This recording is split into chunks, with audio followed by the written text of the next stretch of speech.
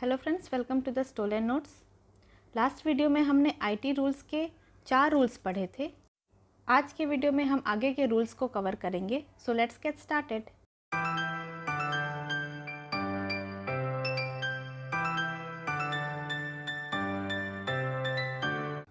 Now rule 5 is collection of information.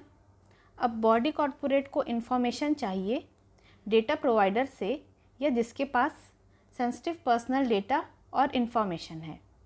तो जो provider है वो रिटर्न में देगा कि उस पर्सनल डेटा या इन्फॉर्मेशन का बॉडी कॉर्पोरेट को क्या यूज़ है। तो पॉइंट नंबर 2 है कि बॉडी कॉर्पोरेट या उसके बिहाफ पर कोई पर्सन तब तक इन्फॉर्मेशन कलेक्ट नहीं कर सकता जब तक वो इन्फॉर्मेशन उस बॉडी कॉर्पोरेट के एक्टिविटीज़ से रिलेटेड हो और किसी लॉफुल पर्पस के लिए उसे कलेक्ट किया जा रहा हो और उस पर्पस के लिए वो सेंसिटिव पर्सनल डेटा और इन्फॉर्मेशन ज़रूरी है। उसे इस बात की जानकारी है कि इन्फॉर्मेशन कलेक्ट की जा रही है, किस पर्पस से कलेक्ट की जा रही है, किसके लिए कलेक्ट की जा रही है, उस एजेंसी का नाम और पता जो इन्फॉर्मेशन को कलेक्ट कर रही है और जिसके पास इन्फॉर्मेशन रहेगी। 4th पॉइंट है सेंसिटिव पर्सनल डेटा या इन्फॉर्मेशन को जब तक ज़रूरत है रखने की सिर्फ तभी तक बॉडी कॉर्पोरेट अपने पास रखेगी। अब बॉडी कॉर्पोरेट खुद ये बात इंश्योर करे कि वो जिससे इन्फॉर्मेशन ले रही है और इन्फॉर्मेशन जिस पर्पस के लिए मिली है उसे ध्यान में रखते हुए ही यूज़ करना है।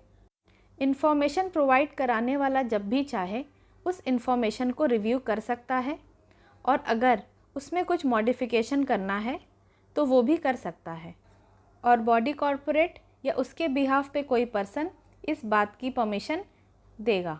लेकिन उस पर्सनल इन्फॉर्मेशन या सेंसिटिव पर्सनल डेटा या इन्फॉर्मेशन की ऑथेंटिसिटी के लिए बॉडी कॉर्पोरेट रिस्पॉन्सिबल नहीं होगा। नाउ पॉइंट नंबर 7 है सेंसिटिव पर्सनल डेटा और इन्फॉर्मेशन कलेक्ट करने से पहले बॉडी कॉर्पोरेट को इन्फॉर्मेशन प्रोवाइडर को ऑप्शन देना चाहिए इन्फॉर्मेशन जो कलेक्ट की जा रही है उसे नहीं देने के लिए। इसके अलावा इन्फॉर्मेशन प्रोवाइडर के पास ऑप्शन है कि किसी भी टाइम पे वो अपनी इन्फॉर्मेशन देने के लिए बॉडी कॉर्पोरेट को दी हुई कंसेंट को वापस ले सकता है और वो विड्रॉल की कंसेंट को उसे बॉडी कॉर्पोरेट को रिटर्न में देनी होगी।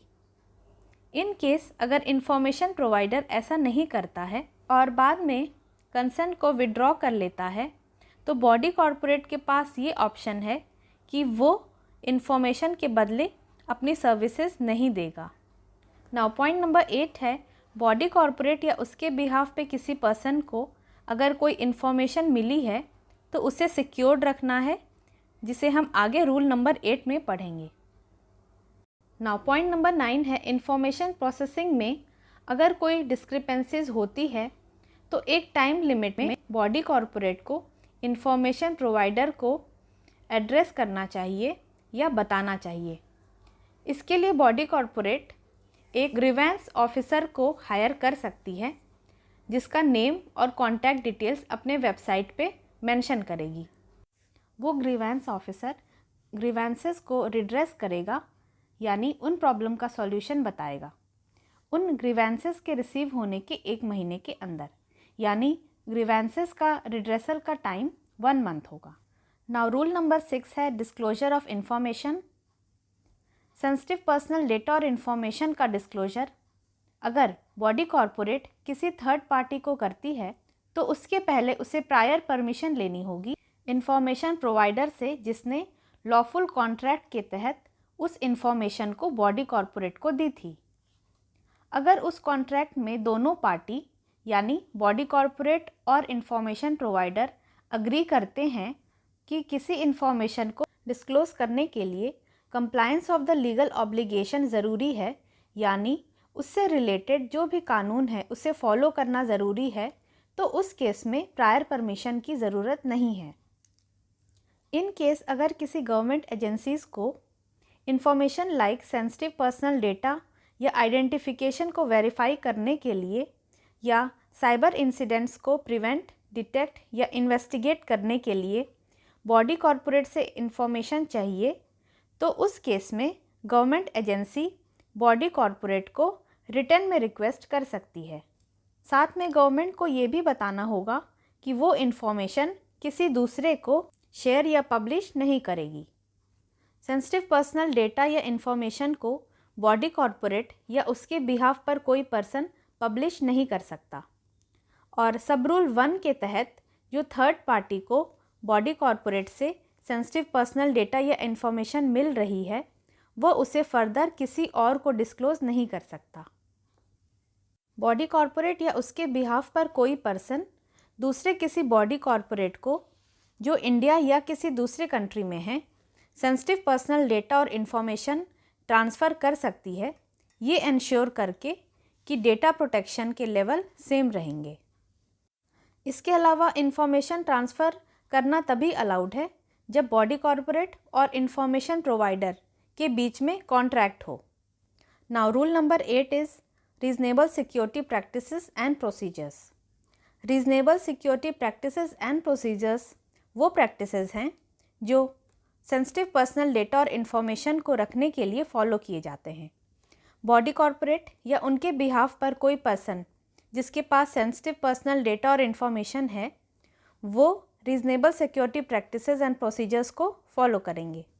उनके पास डॉक्यूमेंटेड इन्फॉर्मेशन सिक्योरिटी प्रोग्राम और इन्फॉर्मेशन सिक्योरिटी पॉलिसीज़ होंगे जिसके अंदर managerial, technical, operational and physical security measures होंगे। अगर कोई इन्फॉर्मेशन के सिक्योरिटी को ब्रीच करता है मतलब उल्लंघन करता है तो एजेंसी बॉडी कॉरपोरेट या उनके बिहाफ पर किसी पर्सन से इंक्वायरी करेगी सिक्योरिटी मेजर्स के बारे में जो उन्होंने इन्फॉर्मेशन सिक्योरिटी प्रोग्राम और इन्फॉर्मेशन सिक्योरिटी पॉलिसी में डॉक्यूमेंटेड की है। नाउ इस रूल का पॉइंट नंबर 2 है information technology security technique. Information technology security technique information security management system requirement एक इंटरनेशनल स्टैंडर्ड ISO IEC 27001 है। इस स्टैंडर्ड के अलावा अगर कोई एंटिटी दूसरे प्रैक्टिस फॉलो करती है तो उसे वो code of best practices central government से अप्रूव करानी होगी।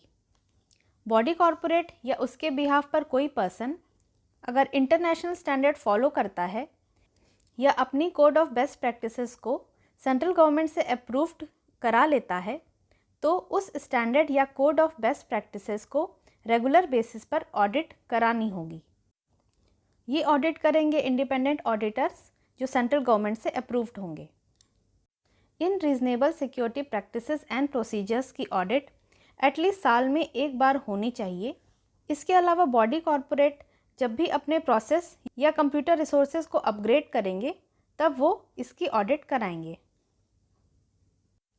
तो ये था हमारा IT रूल्स जिसमें 8 रूल्स थे। आई होप वो रूल्स आपको अब क्लियर हो गए होंगे। नेक्स्ट टॉपिक हम नेक्स्ट वीडियो में डिस्कस करेंगे। Till then stay tune, take care and bye bye.